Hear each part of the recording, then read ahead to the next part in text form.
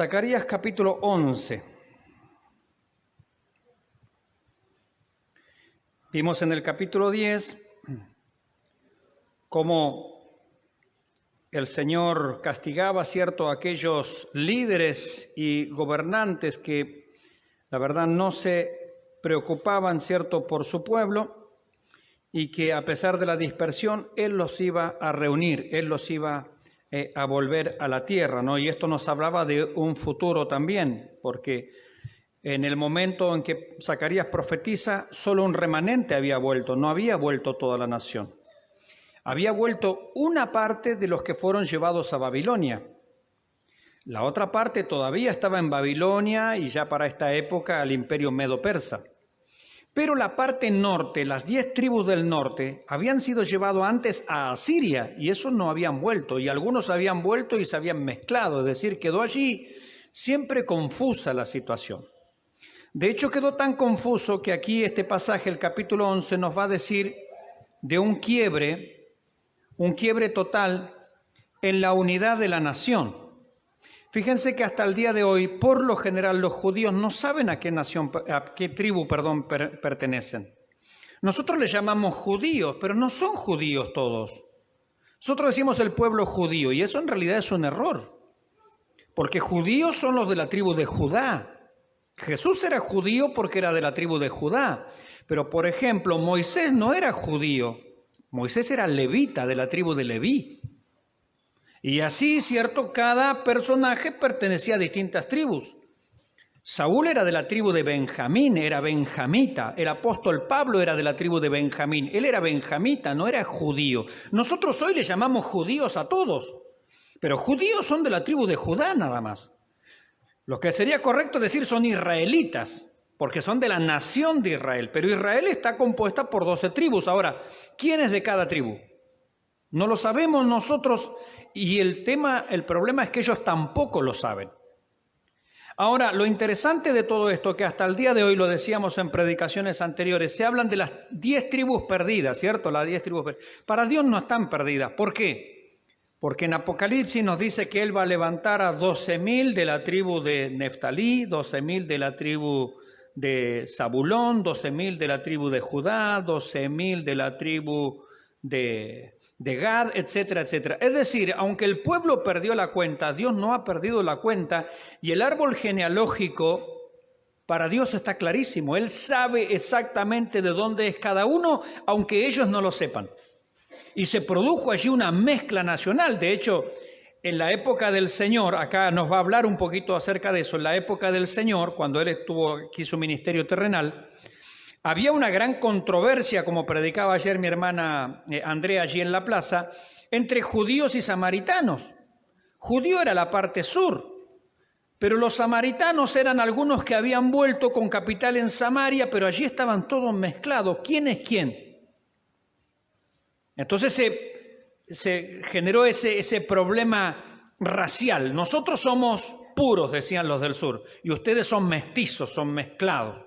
Pero sin embargo, Dios ama a los unos y a los otros. Gloria al nombre del Señor. En el capítulo 11 aquí nos va a hablar básicamente de 2 pastores. El buen pastor y el mal pastor. Dicho de otra manera, nos va a hablar del ministerio del Señor y el ministerio del anticristo. Mire lo que nos va a presentar aquí.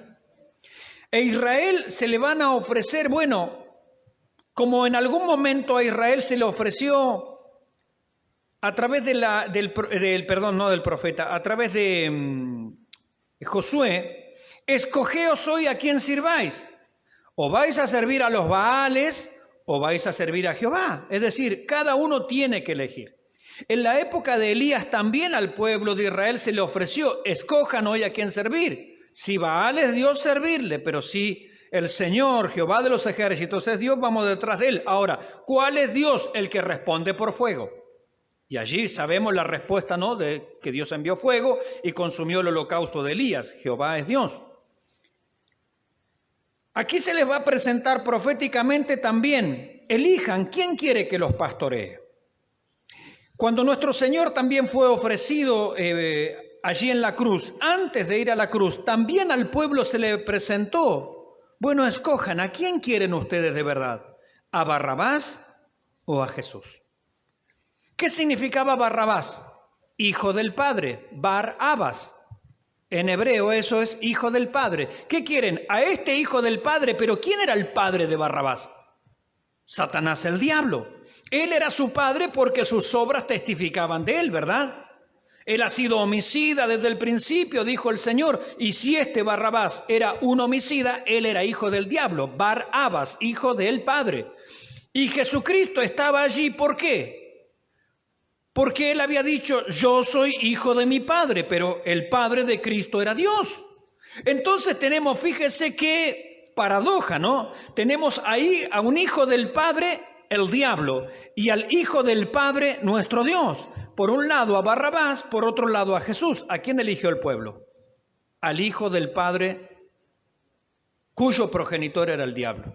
Y rechazaron al Hijo del Padre Santo y Eterno y Todopoderoso, y lo enviaron a la cruz. Y aquí en este pasaje, proféticamente, vamos a tener este cuadro. ¿A quién eligen?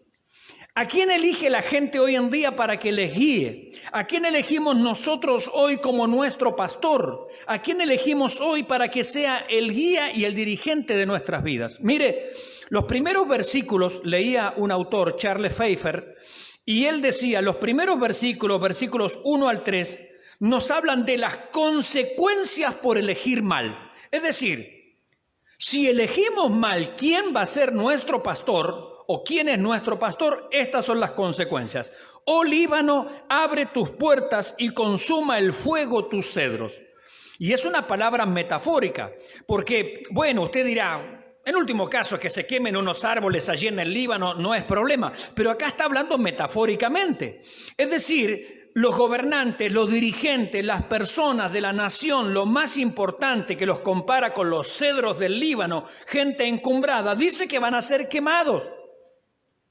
Como dice también el profeta Malaquías, cuando venga el Señor a los soberbios, a los impíos, a estos árboles del Líbano, metafóricamente, entiéndase los gobernantes, dice no les dejarán ni raíz ni rama. Cuando venga el Señor, ¿qué harán las naciones? Harán lamentación por él, dijo el Señor, hablando a través de Juan el Bautista. Aquellos que rechazan al Mesías, rechazan a Cristo, van a ser quemados con fuego. Y les dijo, el hacha está puesta a la raíz de los árboles, por tanto, todo árbol que no da buen fruto es cortado y echado ¿dónde? En el fuego. Y esto es lo que está plantando aquí metafóricamente. Cuando Juan el Bautista hablaba de cortar un árbol y echarlo al fuego, no estaba hablando de un árbol ahí en Israel, estaba hablando de gente, de personas, es una metáfora. Y aquí también tenemos una metáfora. El Señor les está diciendo anticipadamente, a ver, si elegimos mal quién es nuestro pastor, estas son las consecuencias. Aquellos que rechazan a Cristo, ¿qué fin le esperan? La muerte eterna. La muerte segunda, lo dice allí en el libro de Apocalipsis.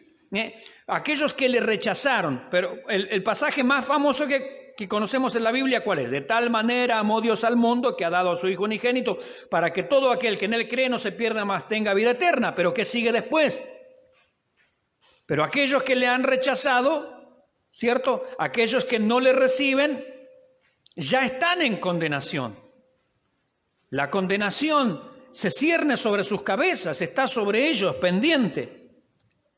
Y aquí nos plantea primero, dice Pfeiffer, las consecuencias, oh Líbano, es decir, las personas más importantes, comparado allí con árboles, ¿cierto? Abre tus puertas y consuma el fuego tus cedros. Otro autor lo relaciona también con Jerusalén, que estaba adornada justamente de cedros, el templo y todas esas cosas. Dice, aúlla, oh ciprés, porque el cedro cayó, porque los árboles magníficos son derribados. Insisto, no está hablando exactamente de un árbol, lo está comparando personas, gobernantes, los líderes. Aullad encinas de Basán, porque el bosque espeso es derribado. Voz de aullido de pastores, porque su magnificencia es asolada. Estruendo de rugidos de cachorros de leones, porque la gloria del Jordán es destruida. La mayoría de los autores que consulté acerca de este pasaje coinciden en esto. Aquí él les está anticipando que va a venir otra ruina por delante.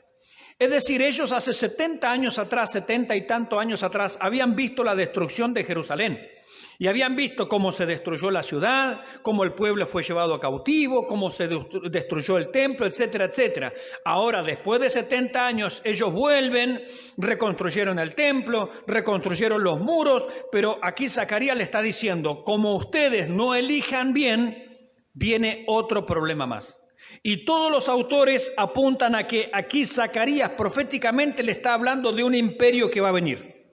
El próximo que va a aparecer es el imperio griego con Alejandro Magno, pero Alejandro Magno no destruyó Jerusalén, esto ya lo vimos en pasajes anteriores, pero después de Alejandro Magno, que va a durar no mucho tiempo ese imperio, ¿vienen quién? Los romanos, y los romanos no perdonan. Los romanos destruyeron Jerusalén, ellos entraron, y después de la época del Señor, en el año 70, cuando los judíos se sublevaron contra Roma, los romanos dijeron basta. Destruyeron el templo, destruyeron la ciudad y destruyeron una cantidad innumerable de judíos prácticamente al exterminio. Y desde ese momento, del año 70 en adelante hasta 1948, es decir, 1900 años, los judíos estuvieron dispersos por el mundo. Es decir, que cuando vinieron los romanos, como diría la palabra del Señor, no les dejará ni raíz ni rama. Fueron esparcidos por 1900 años. Entonces dice aquí, voz de aullido de pastores. ¿Ve? Está hablando de personas. Aquellos líderes, aquellos sacerdotes, aquellas personas que tenían que enseñar, que instruir al pueblo y no lo hacían, ahora van a aullar, porque hay una responsabilidad. Así, mis hermanos, también en este tiempo nosotros tenemos una responsabilidad, que es dar el alimento, que es dar la palabra de Dios, que es instruir. Eso en el Antiguo Testamento, esa era una tarea de los sacerdotes. Para la época de la iglesia es una tarea de los pastores y del liderazgo. Alimentar el rebaño, darle el alimento a tiempo, darle las advertencias necesarias. Ahora, lo que cada oveja, lo que cada persona va a hacer con la palabra de Dios, si se va a dejar pastorear por el pastor de los pastores, el Señor Jesucristo, va a ser uno el resultado. Pero si uno rechaza esa instrucción, si uno rechaza esa enseñanza, también ya está aquí el resultado. Está aquí marcado. Es un mal final para aquellos que rechazan la palabra de Dios. Veamos entonces este contraste importante que hay entre dos pastores. Dice, así ha dicho Jehová. Primero planteó las consecuencias de una mala elección.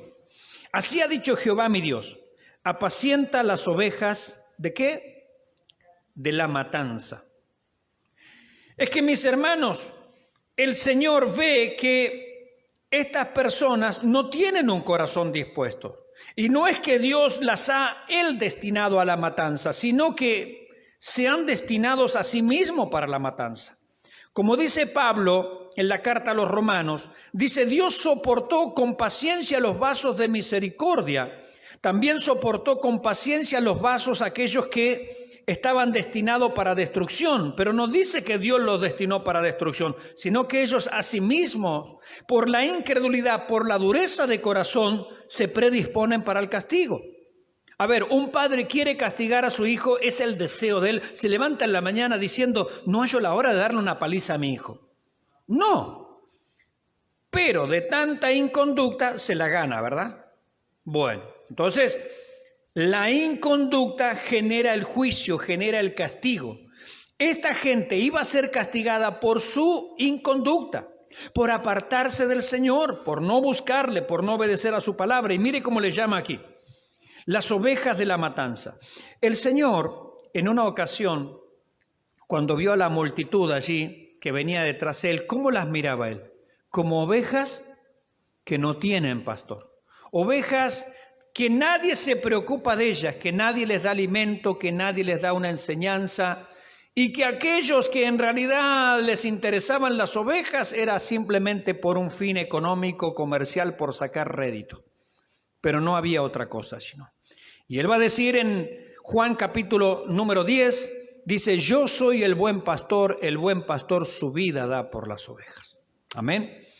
Entonces dice, apacienta las ovejas de la matanza. Y aquí el profeta es como que va a personificar al Señor Jesús. Es como que Él se pone en el lugar de Cristo, en el lugar del buen pastor, el que iba a venir. Y le dice Dios, apacienta las ovejas de la matanza. Estas ovejas van al matadero. Estas ovejas, si siguen así, van a ser destruidas. Y sin embargo, Dios les envía un pastor, un buen pastor. Como Él nos ha enviado un buen pastor a cada uno de nosotros. ¿Por qué? Porque si no, vamos a la condenación. Si Cristo no interviene en nuestro destino, vamos a la condenación. Por eso aquí dice, son las ovejas de la matanza. Van al matadero, no lo saben, no se dan cuenta, pero hacia allí van. Dice, a las cuales matan sus compradores y no se tienen por culpables. Y el que las vende dice, bendito sea Jehová porque he enriquecido, ni sus pastores tienen piedad de ellas. Otra vez, recuerde que es un lenguaje metafórico. Está diciéndole el Señor a Zacarías, y Zacarías aquí está representando a Cristo. Dice, apacienta estas ovejas que están siendo llevadas al matadero, porque la gente, los pastores que deberían apacentarle, simplemente las utilizan como ganado y como mercadería. No se preocupan por ellas. En realidad simplemente quieren hacer negocio. Hermanos, y esta es una de las características también en estos últimos tiempos. Cuando dice la palabra del Señor que en estos últimos tiempos dice, harán mercadería de vosotros con palabras fingidas. Hoy, lamentablemente, muchos miran a las almas, a los creyentes, a las ovejas del Señor simplemente como mercadería. ¿Cuánto yo puedo sacar? ¿Cuánto yo puedo obtener? ¿En cuánto yo me puedo beneficiar? Y lamentablemente es la mirada de muchos. Esta mirada era la mirada de los pastores malos que habían en esos días, los sacerdotes, los levitas, los que debían enseñar al pueblo, lo que tenían que preocuparse por ellos.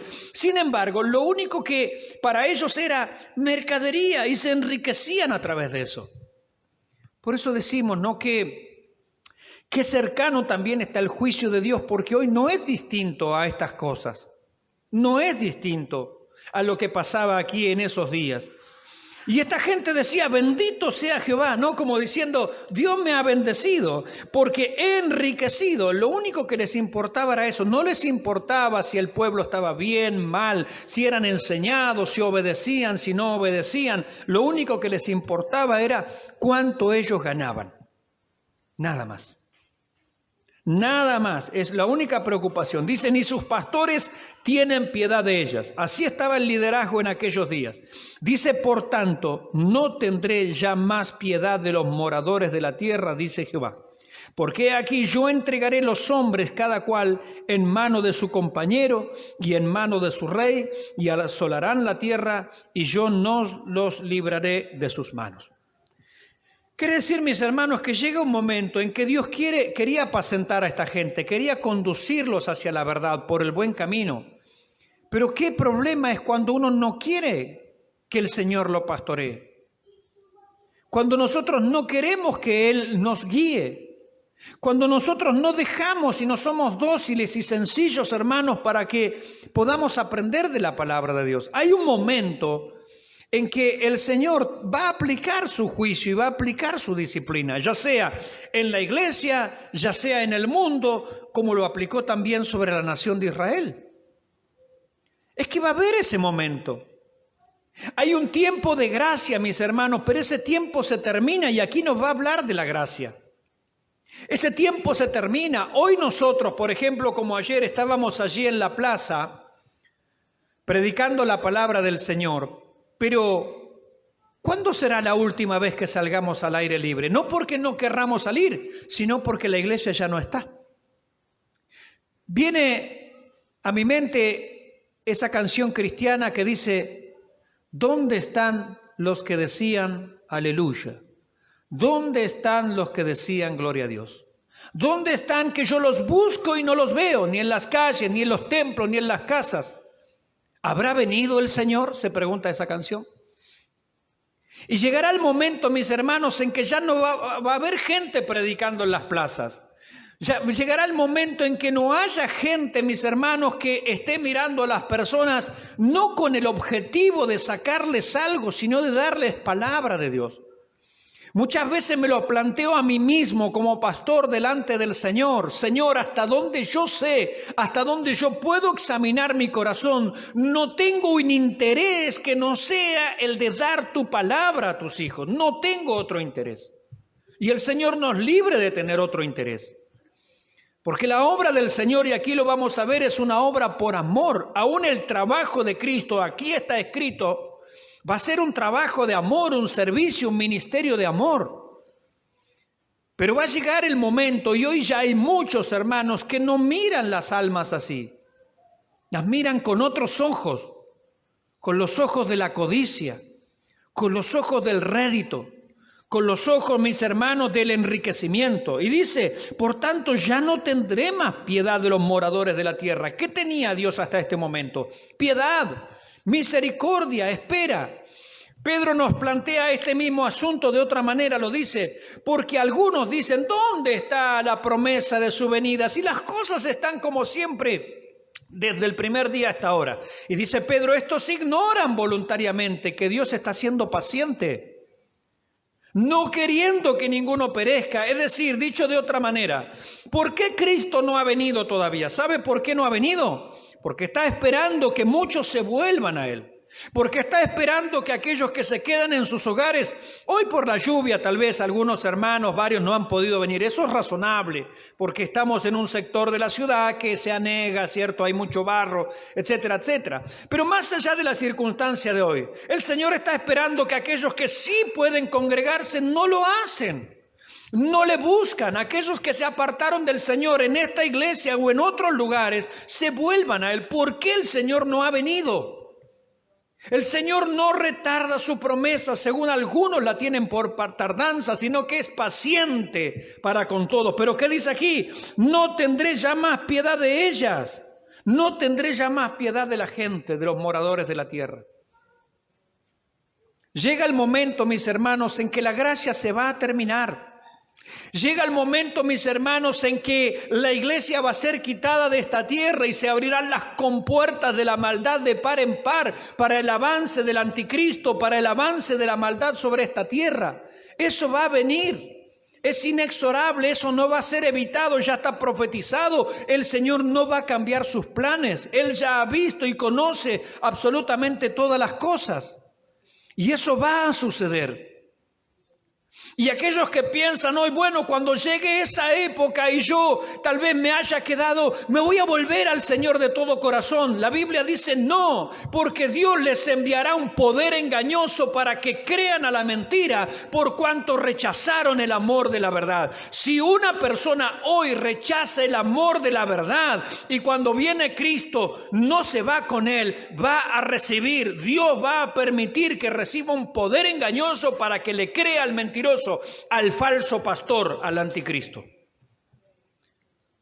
Algunos piensan que pueden engañar a Dios. No, pero si yo me quedo, voy a creer de verdad, porque obviamente si la iglesia se fue, ahora yo voy a creer. No, Dios dice no. Eso no es posible. Dios no puede ser burlado, porque todo lo que el hombre sembrare, eso también cosechará. Es hoy el tiempo de la gracia, como dice la palabra del Señor. Si oyeres, ¿cuándo? Oí su voz, no endurezcáis vuestro corazón. Porque hoy es el día de gracia, hoy es el tiempo aceptable, hoy el año agradable de la buena voluntad del Señor. Pero llegará el momento en que no. La tierra será asolada, el juicio de Dios caerá. Dios se lo está anticipando aquí. Dice, versículo 7, porque Zacarías, recuerde, está representando al buen pastor, es decir, a Cristo. Dice, apacenté pues las ovejas de la matanza. Esta gente que va rumbo al degolladero y no lo saben, no lo entienden, no se dan cuenta, están como adormecidos. ¿No se ha encontrado usted con cristianos que están como adormecidos en sus casas? Están entontecidos, están embrutecidos, están embriagados, están como Lot allí. Los ángeles le están diciendo, el juicio viene, el juicio viene. Los ángeles lo toman de la mano y él se sigue dando vueltas adentro de la casa. Y no es capaz de salir, no es capaz de escaparse, no es capaz de advertirle a sus hijos. Cuando Lot le fue a advertir a sus yernos se le rieron en la cara pensando que se burlaba. Ese hombre no era creíble ni para su familia. Dice que los ángeles lo tomaron de la mano según la grande misericordia del Señor para con él y lo sacaron para afuera.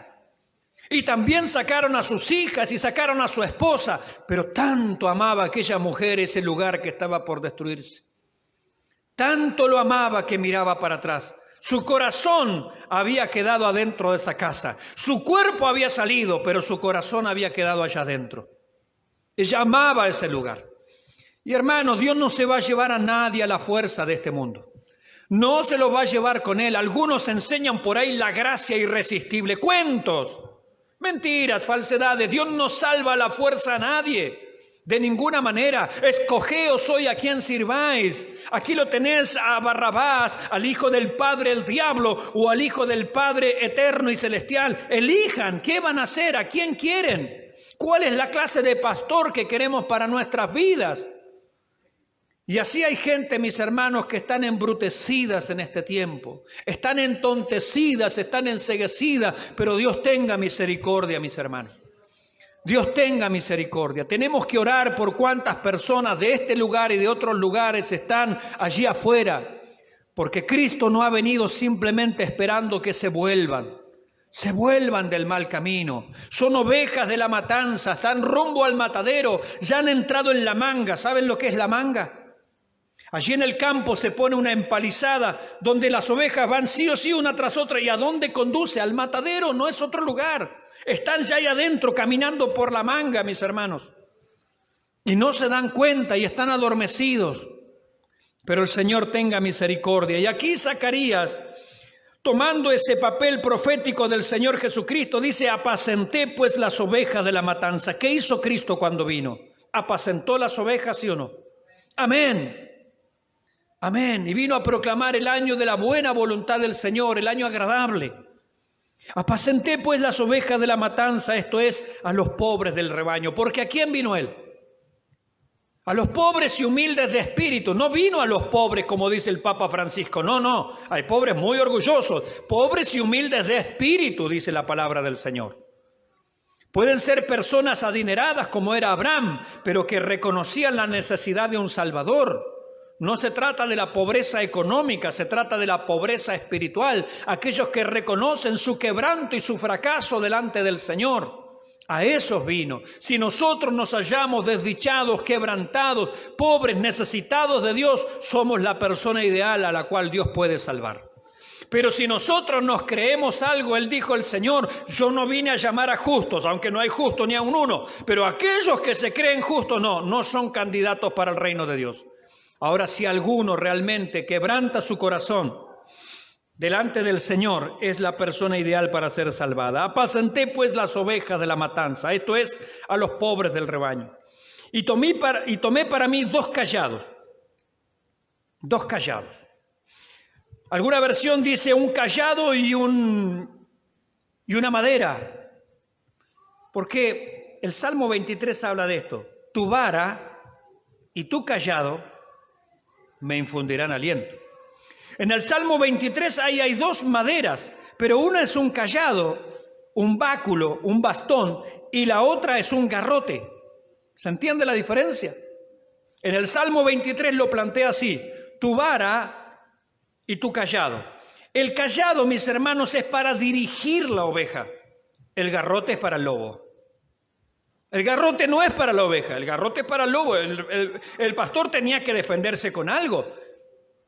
No solamente a sí mismo, sino en especial a las ovejas. Por eso David le dijo a Saúl: cuando venía un oso, cuando venía un león contra alguna de las ovejas de mi padre, yo salía tras él, pero él no iba a mano limpia, él iba con un garrote.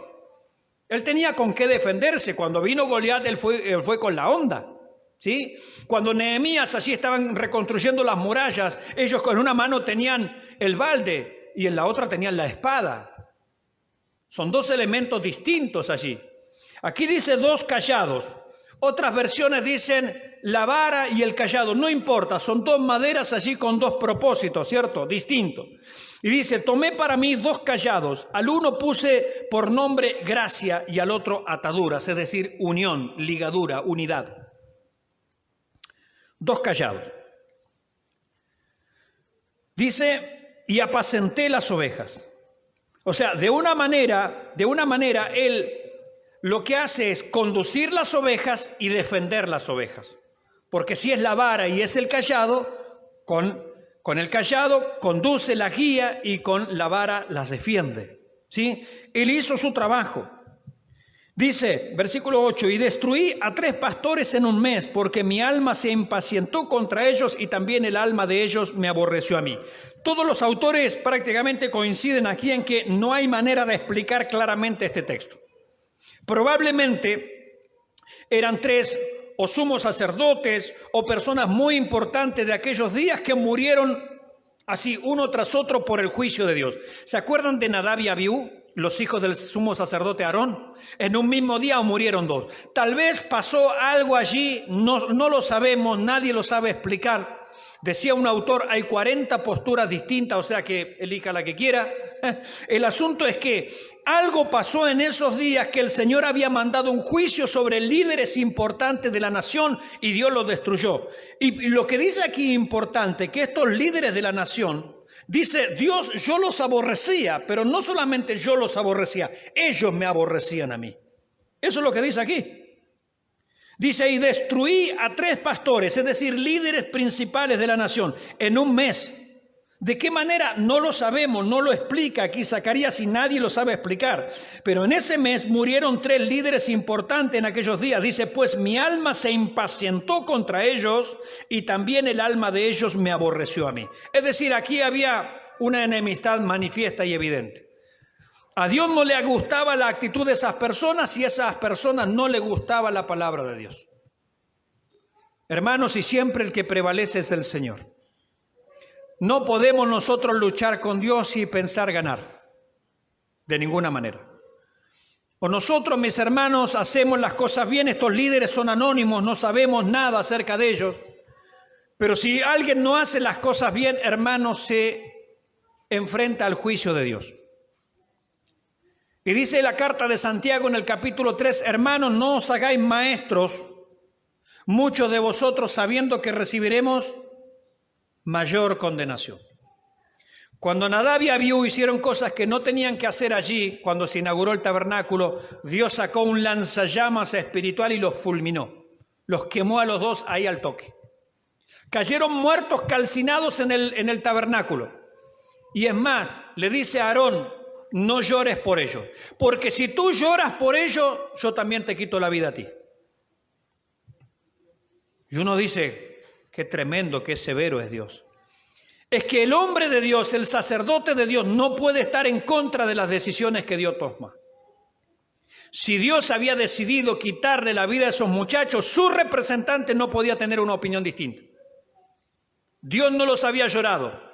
Dios había ejecutado juicio y castigo sobre aquellos que habían tomado sus cosas a la ligera. Esos muchachos habían entrado detrás del velo, no tenían que entrar. Esos muchachos habían entrado ebrios detrás del velo, no tenían que hacerlo.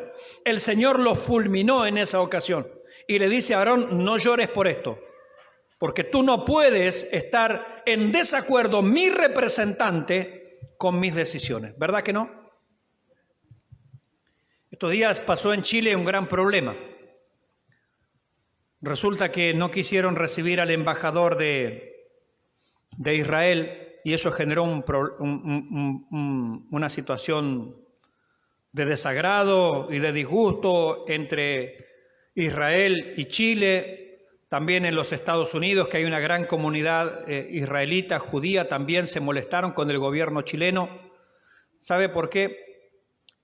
¿Por qué se molestó Israel si le hicieron una mala pasada al embajador? Es que ese embajador representa a una nación. El sumo sacerdote representaba a Dios. Si Dios había tomado una decisión, el sumo sacerdote tenía que estar sí o sí de acuerdo. No podía tener otra postura. Y si él mostraba un desacuerdo, Dios le dice, yo te quito también la vida. Tremendo es el Señor. Nuestro Dios, con razón dice la Biblia, la carta a los Hebreos, que es fuego consumidor. Amén. Gloria al Señor. Y dije, no os apacentaré. La que muriere, que muera. Y la que se perdiere, que se pierda. Y las que quedaren, que cada una coma la carne de su compañera. Es que llega el momento, mis hermanos, en que el Señor ya no se va a preocupar, porque ya ha hecho todo lo necesario, como en la parábola que Él dijo de la viña. Dice, yo tenía una viña, cavé alrededor de ella, le di agua, la podé, hice todo lo que tenía que hacer. ¿Qué más le puedo hacer a mi viña? Nada más. Y el Señor dice, córtenla porque está inutilizando la tierra, podemos poner otra planta ahí que dé fruto. Y el Señor le dijo, un año más. Y si no da fruto, la cortas. Al año siguiente, mis hermanos, fue crucificado el Señor. Cuando Él dijo esa parábola, al año siguiente fue crucificado el Señor. No dio fruto. Años más tarde, Israel fue cortado de su territorio. Y durante 1900 años no pudieron volver a su tierra. Porque Dios es fuego consumidor, mis hermanos. Y Él le dice aquí, tomé luego, versículo 10, mi cayado, aquel con el cual iba a dirigir al pueblo, llamado gracia. ¿Cómo se llama ese cayado? Mire qué hermoso nombre, gracia. La gracia de Dios, el favor inmerecido. Él las estaba cuidando, Él las estaba pastoreando. Aquí está representando, recuerda, al Señor Jesucristo. Y lo quebré. Y eso hablaba del pacto. El pacto entre Dios y su pueblo se había quebrado por la desobediencia. Aquel pacto Dios se había comprometido a bendecirlos y el pueblo se había comprometido a obedecer, pero no lo hacían. Entonces, ¿Dios tiene que cumplir su palabra? No. Si nosotros hacemos un contrato y yo le digo que le voy a pintar la casa y usted me va a pagar X dinero, si yo no pinto la casa, ¿usted me paga igual? No, porque es un contrato, es decir, si yo hago mi parte, usted hace la suya, pero si yo no hago mi parte, Dios no iba a hacer la parte de Él. Era un pacto condicionado. Y dice, quebré aquel cayado con lo que dirigía a ese pueblo a través de su gracia y de su misericordia, lo quebré para romper que mi pacto que concerté con todos los pueblos. Versículo 11, y fue deshecho en ese día, y así conocieron los pobres del rebaño que miraban a mí, que era palabra de Jehová. Algunos entendieron ese día. Acá hubo algo importante. Zacarías había tomado esos dos cayados y delante del pueblo al que le había escrito allí gracia, tal vez él lo había tallado allí, viene delante del pueblo y lo quiebra. Y dice que algunos entendieron esto. Dios estaba rompiendo el pacto con su pueblo. Él no los iba a guardar, Él no los iba a bendecir, Él no los iba a seguir cuidando. Se había terminado el momento de la gracia, se había terminado el tiempo de la gracia para ellos. Y lo quebré para romper mi pacto que concerté con todos los pueblos, y fue deshecho en ese día, y así conocieron los pobres del rebaño que miraban a mí, que era palabra de Jehová. Hermanos, cuando el pueblo de Israel se le presentaron aquellos dos hijos, el hijo del diablo, Barrabás, y el hijo de Dios, nuestro Señor Jesucristo, y ellos eligieron al hijo del diablo, ese día también hubo un quiebre. Se quebró. El pueblo de Israel gritó, crucifícale, crucifícale. No queremos a este pastor. El buen pastor que daba su vida por las ovejas, aquel que venía con un pacto de gracia, de amor, de misericordia, aquellas ovejas que estaban destinadas al matadero, las ovejas le rechazaron y no lo quisieron. Y dice la palabra, y pediste que se os suelte un homicida y mataste al autor de la vida. Tremendo. Y dice que algunos lo entendieron. Es un cuadro profético importantísimo que hay aquí. Y mire lo que pasa en el versículo 12. Y les dije, si os parece bien, fíjese esto, el Señor Jesús, que aquí está representado proféticamente, hizo su obra por algún interés, porque Él dice, y les dije, si os parece bien, dadme mi salario y si no, dejadlo, es decir, no hay problema. La Biblia dice que el obrero es digno de su salario, ¿no? El Señor habiendo apacentado, habiendo todo hecho esa obra, les dice al pueblo, bueno, a ver, ¿qué les parece a ustedes? Páguenme si les parece bien, si ustedes, si quieren, si están de acuerdo. Si les parece que he hecho un buen trabajo, denme una paga, denme un salario. Y mire qué respuesta. Si no, déjenlo, dice, no hay problema, porque el Señor no ha hecho las cosas por interés, como los otros líderes sí las hacían. Y mire lo que dice aquí, impresionante. Y pesaron por mi salario, ¿cuántas? 30 piezas de plata. ¿Se acuerda cuando Judas negoció entregar al Señor? ¿Cuánto le dieron? 30 piezas de plata. ¿Sabe a qué equivalía 30 piezas de plata? ¿Qué valía 30 piezas de plata? En el libro de Éxodo se nos dice que si un buey acorneaba a un criado, a un esclavo, y lo dejaba malherido, mutilado, estropeado, el dueño del buey tenía que pagarle a la otra persona por ese esclavo que quedó mutilado 30 piezas de plata. Nuestro Señor, cuando fue valorado por los líderes de aquellos días, cuando Judas ofrece entregarlo, ellos le dijeron, te damos 30 monedas de plata. Es lo que vale un esclavo mutilado, ya inservible. Primero, ese esclavo ni siquiera un libre. Segundo, está todo roto. O sea, no vale nada. No vale nada. Era un desprecio tremendo este precio. Era un desprecio grandísimo y el Señor les dice, a ver, páguenme, ¿cuánto vale para ustedes lo que yo he hecho por ustedes? ¿Cuánto vale? 30 piezas de plata, un esclavo mutilado, un esclavo todo roto, atropellado por un buey. Eso valía. Un desprecio enorme, tremendo. Y fíjense, versículo 13, y me dijo Jehová, échalo al tesoro. Échalo al tesoro. Algunas versiones dice, échalo al tesoro del alfarero, dice algunas versiones. Échalo al tesoro del alfarero. Hermoso, esta es una ironía, ¿no? Como diciendo, hermoso precio con que me han apreciado. Qué bonito, qué lindo, ¿no? ¿Eso valgo yo para ustedes? 30 piezas de plata, un esclavo mutilado, todo roto. Eso es lo que vale mi obra, eso es lo que vale mi persona. Así valoró la nación de Israel al Señor, porque este recuerdo es un cuadro profético. Ese mismo precio se dio por el Señor, el mismo precio.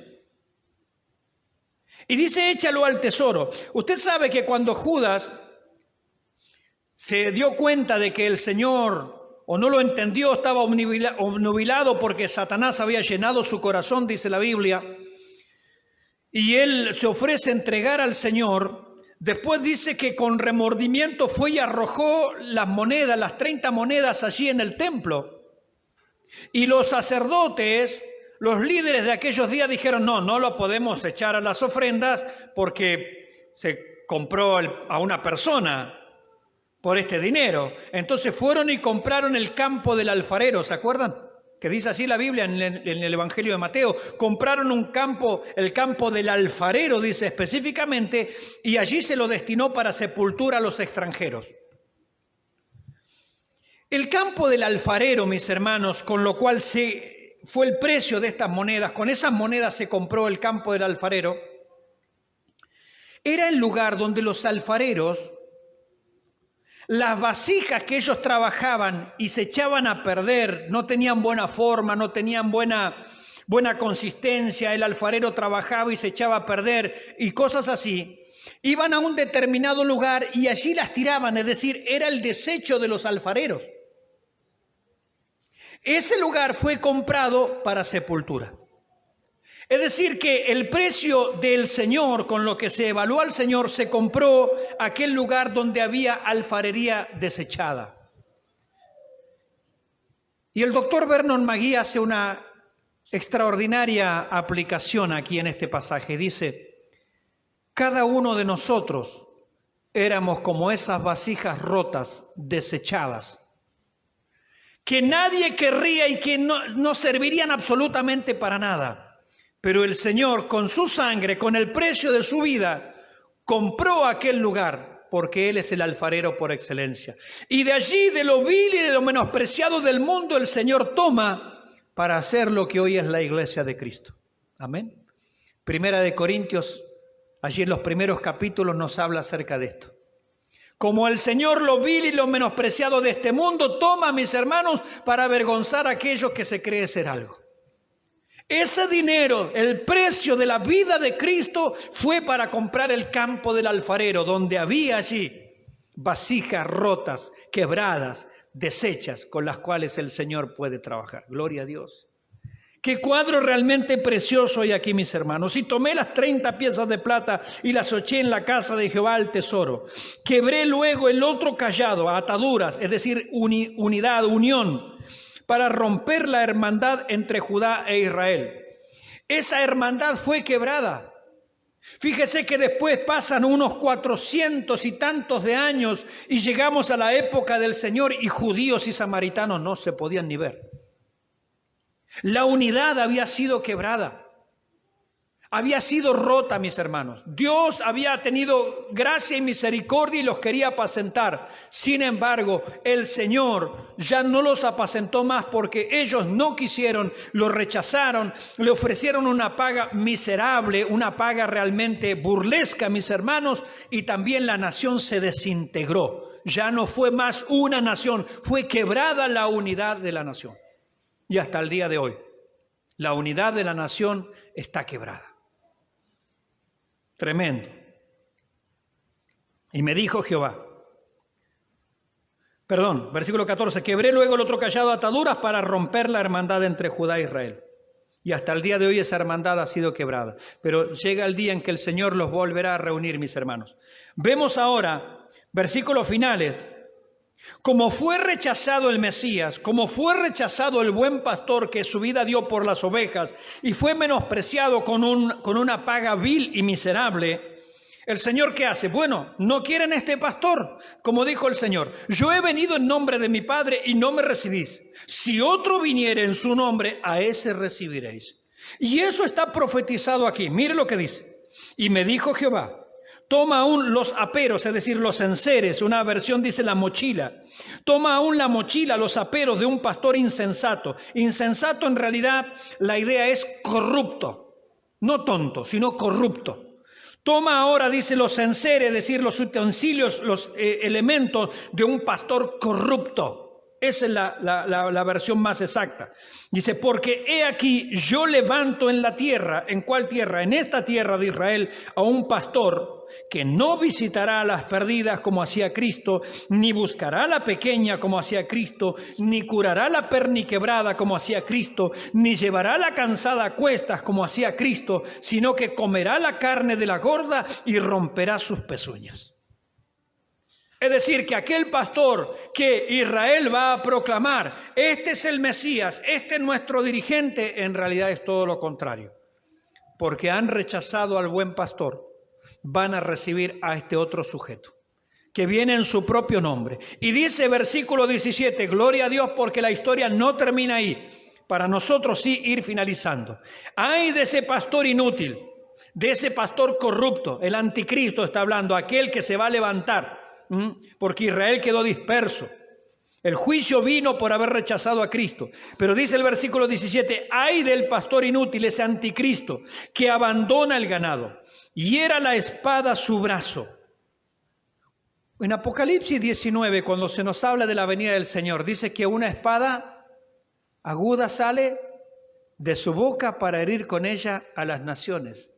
Y aquí dice que hiera la espada su brazo, y el brazo habla de su poderío, de su fuerza, de su gobierno, de su poder militar. Cuando este anticristo, este falso pastor corrupto, esté dirigiendo a la nación y la nación vaya detrás de él en su gran mayoría, va a descender el Señor, el Rey de Reyes, Señor de Señores, y va a quebrar su poderío y va a quebrar su brazo con la espada que sale de su boca, mis hermanos. Gloria al nombre del Señor. Hiera la espada su brazo y su ojo derecho, es decir, su sabiduría y su inteligencia, y y del todo se secará su brazo y su ojo derecho será enteramente oscurecido. Tal es la paga, mis hermanos, decía un autor, de este sujeto, de este pastor corrupto, que se va a levantar para la nación esta que rechazó al Mesías, que va a ser el primer habitante del infierno o lago de fuego. ¿Se dio cuenta de eso? Porque dice que al final de la batalla de Armagedón, el anticristo y el falso profeta fueron lanzados vivos a un lago que arde con fuego y azufre y serán atormentados por los siglos de los siglos. Porque éste osó ocupar el lugar de Cristo.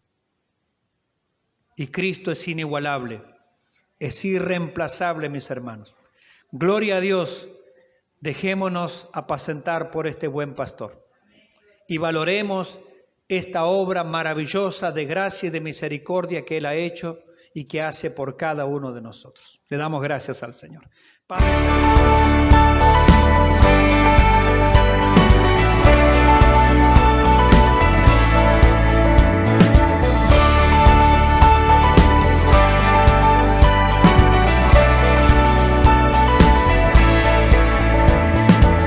Si nuestro canal ha sido de bendición para tu vida y sentís el anhelo de poder colaborar, te dejaremos estas cuentas para que puedas ayudarnos a seguir creciendo. Dios te bendiga.